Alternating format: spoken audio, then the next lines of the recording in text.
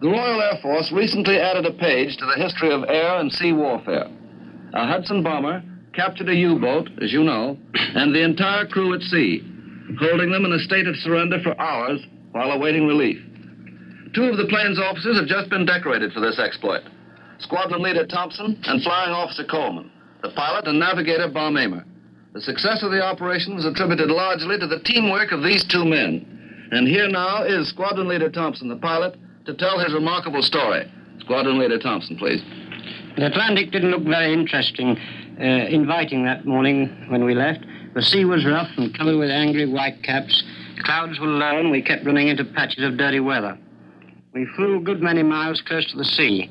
Nothing to look at but waves and clouds and rain. It was getting a bit monotonous. Suddenly there was a shout from my second pilot.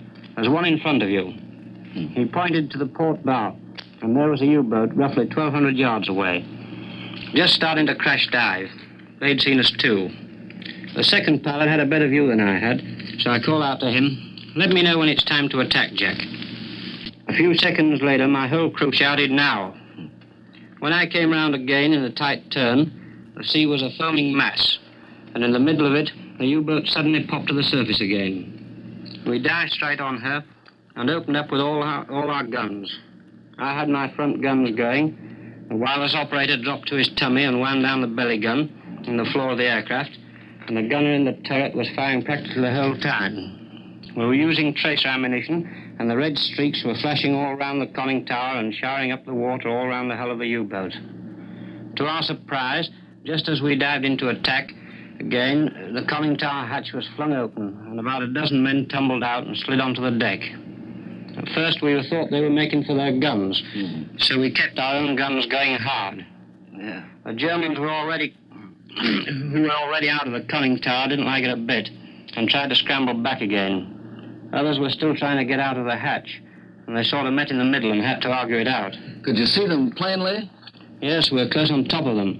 They were wearing bright yellow life-saving jackets, rather like our Mae Wests. That's what you call your life-saving jacket? Yes, that's right. We attacked 4 times, and were just getting ready to dive the 5th time when they decided they'd had enough of it. They stuck a white rag out of the conning tower or something and waved it violently. We found out afterwards it was a shirt. We all stopped firing, but continued to circle them with all our guns trained.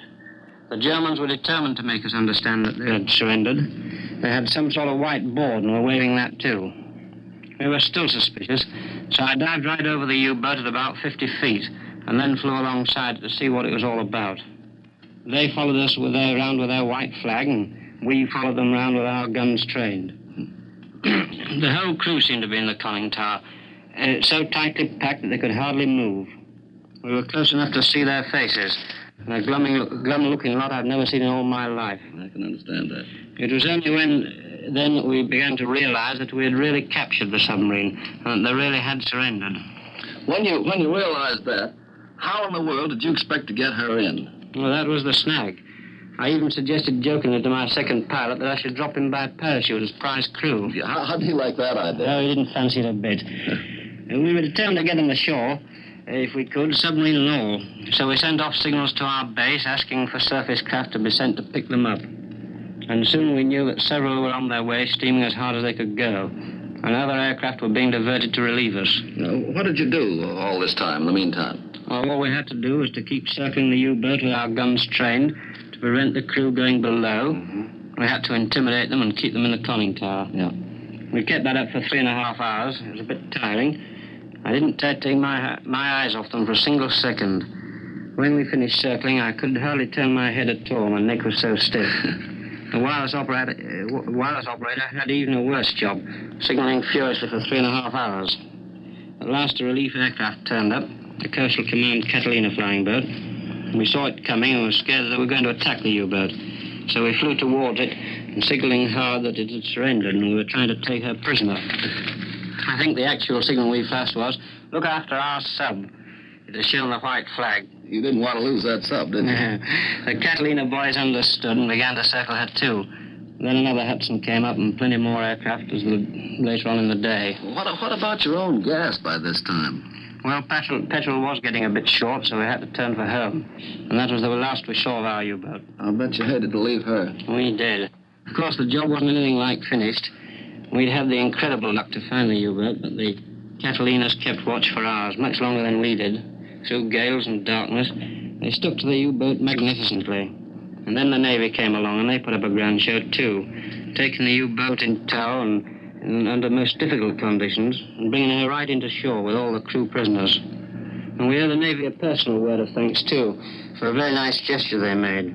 What was it? Can you tell us? Well, they came down to our station and handed over to the squadron a rather wonderful memento of the occasion.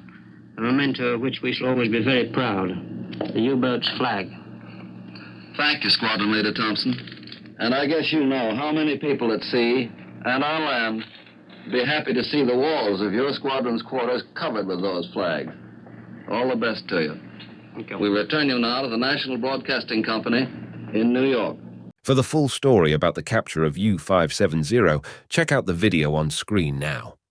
Also, please give this video a like to help keep these stories alive. For more dogfight debriefs and exclusive combat report collections, visit the website at dogfightdebrief.com. Another video coming up in 5, 4, 3, 2, 1.